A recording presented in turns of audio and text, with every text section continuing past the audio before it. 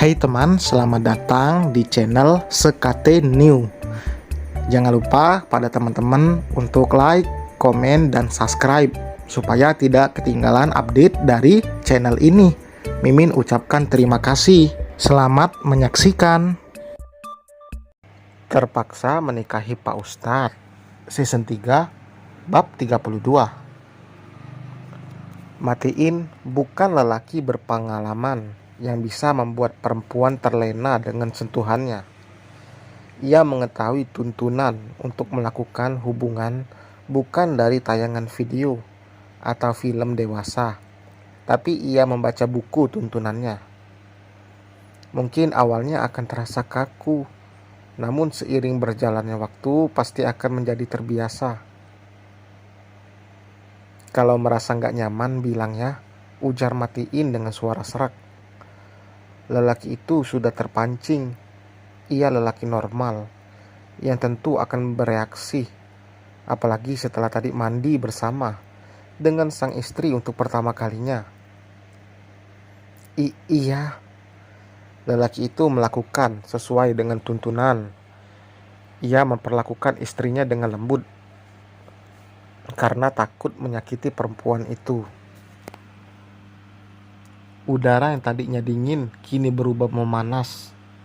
Suara dari keduanya tersamarkan oleh hujan yang semakin lebat dan diiringi suara guntur yang menggelegar. Namun semua itu tidak menghentikan aktivitas yang sedang berlangsung. Padahal aku bisa mandi pakai air dingin, ujar Hana sambil menunduk malu.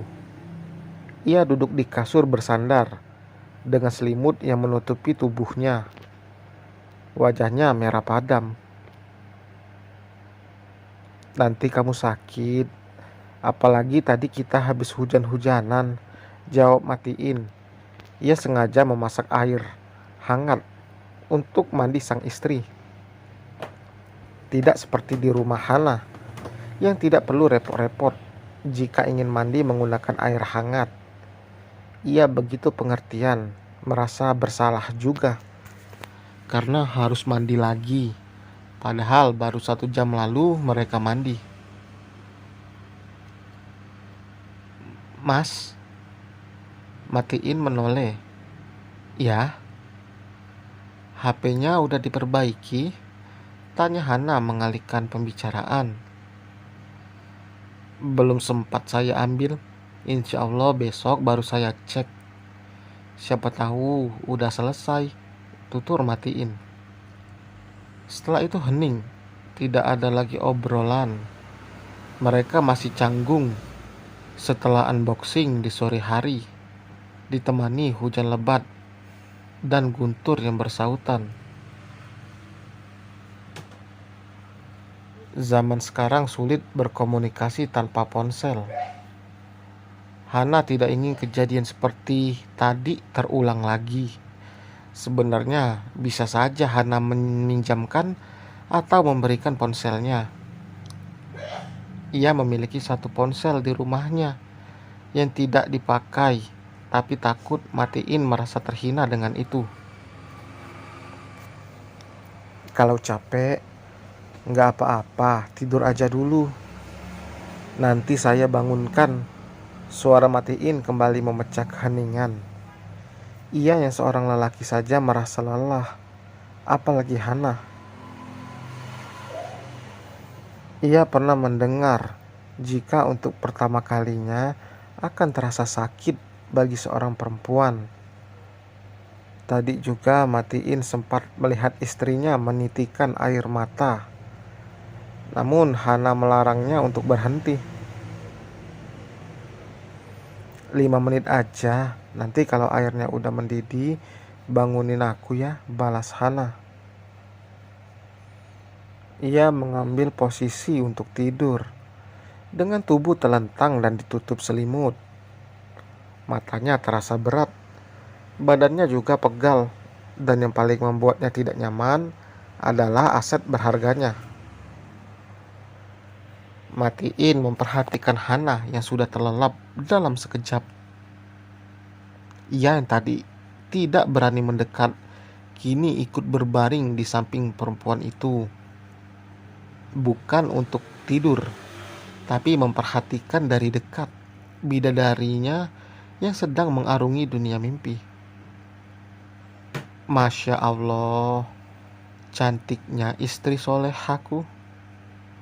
Ia memuji sang istri dalam keadaan perempuan itu tidur, bukan mengatakannya langsung. Tangannya terulur untuk merapikan anak rambut yang menutupi kening Hana. Ia memang belum bisa bersikap romantis secara langsung meski ingin. Matiin bukan lelaki yang sering berdekatan dan melakukan hal romantis dengan perempuan, jadi wajar saja ia masih menyesuaikan diri. Matiin dan Syafiq 11-12. Dulu di pernikahan pertamanya, Syafiq juga merasa canggung. Tapi saat pernikahan keduanya dengan Alika, ia sudah terbiasa untuk melakukan hal-hal romantis yang tentunya disukai para wanita karena Syafiq sudah berpengalaman. Rafael sudah diperbolehkan pulang. Alika sebelumnya sudah mengatakan pada Bu Yuni, jika Rafael diperbolehkan pulang, Bu Yuni harus memberikan kabar pada Alika. Ia mewakili Hana ingin bertanggung jawab penuh dengan menjaga Rafael sampai sembuh total. Syafiq juga tentu tidak keberatan. Mungkin jika ia tidak sibuk, maka lelaki itu akan ikut dengan Alika mengantar Rafael pulang. Namun, karena kesibukan yang padat, Alika hanya diantarkan oleh Nina. Hana tidak bisa datang karena ia ada jadwal kuliah. Alika tidak bisa berlama-lama karena ia harus menjemput Akil di sekolah. Insya Allah, lain kali saya main ke sini. Hana nggak bisa ikut karena ada jadwal kuliah, jelas Alika. Nggak apa-apa Bu, wajar anak kuliahan pasti sibuk, balas Yuni. Bukannya nggak mau datang, suami saya juga bekerja. Benar-benar merasa bersalah membuat keluarga kecil itu selalu ingin ada saat Rafael membutuhkan sesuatu. Setelah sedikit berbasa-basi, Alika langsung pulang karena takut Akil sudah menunggu. Anak itu akan tantrum jika sampai dibuat kesal karena menunggu lama. Bu, calon mertua Rafa baik banget ya, celetuk Rafael. Hus, jangan bicara gitu nak. Belum tentu Bu Alika jadi mertua kamu meski kamu mau, tegur Bu Yuni. Ia hanya sebelumnya mendukung penuh, kini seolah berbelok.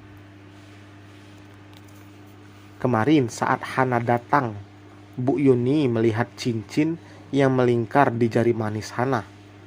Sudah jelas itu cincin pernikahan. Memang wajar jika Alika tidak mengatakan apapun soal pernikahan itu. Karena memang Bu Yuni juga merasa dirinya dan Rafael tetap orang lain untuk keluarga Alika. Jadi Alika tidak memiliki alasan untuk memberitahu soal acara penting keluarganya pada orang asing. Alika memang tahu Rafael yang pernah menginginkan dan juga melamar Hana. Namun ia tidak sampai hati jika mengatakan dalam kondisi Rafael yang terbaring di rumah sakit. Itu juga bukan hak Alika. Ia akan membiarkan Hana saja yang berbicara, karena itu urusan Hana dan Rafael. Mungkin sekalian Hana akan memperkenalkan suaminya itu pada Rafael, agar Rafael tidak berharap lagi padanya. Emang ibu gak mau punya menantu soleha kayak Hana? Bu Yuni tersenyum simpul meski hatinya merasa sakit. Jika perkiraannya benar, Hana sudah menikah, entah seberapa hancur hati anaknya. Apalagi Rafael banyak berubah untuk menjadi lebih baik hanya demi Hana. Tentu ibu mau, tapi kita juga jangan terlalu berharap. Ibu doakan agar kamu dapat jodoh terbaik. Bu Yuni menggenggam tangan Rafael. Ia mencoba menahan desakan air mata yang berlomba untuk keluar. Rafa belajar berubah jadi lebih baik untuk Hana. Dengarkan ibu nak, perbaiki niat kamu. Jangan berubah demi orang lain, karena saat orang itu tidak sesuai dengan harapan kamu pasti akan kecewa. Bu Yuni menasihati anaknya. Jika tidak dinasihati seperti ini, takutnya nanti Rafael terlanjur kecewa berat. Ibu gak usah khawatir, Rafa juga menyiapkan diri seandainya Hana memang bukan buat Rafa. Seenggaknya Rafa udah berjuang. Ibu percaya perjuangan kamu gak akan sia-sia nak. Jika bukan Hana, pasti ada perempuan lain yang Allah siapkan buat kamu. Bu Yuni hanya membatin, tidak mampu jika mengatakan itu secara langsung pada sang anak. Dan selesai teman, terima kasih telah mendengarkan. Kira-kira bagaimana ya perasaan Rafael ketika tahu kalau Hana itu udah nikah? Tulis di kolom komentar ya. Jangan lupa like, komen, juga subscribe bagi yang belum subscribe. Sampai berjumpa di bab berikutnya. Bye.